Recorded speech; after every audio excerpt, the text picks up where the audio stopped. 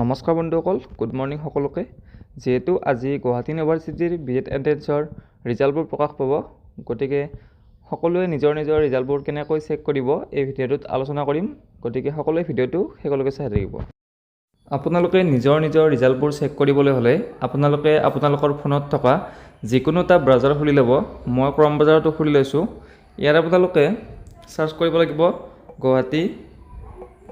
আপোনালোকে চাৰ্চ কৰিব গুৱাহাটী university.ac.in।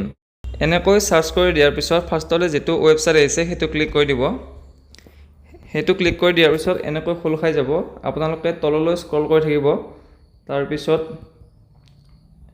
ইয়াত দেখা পাইছে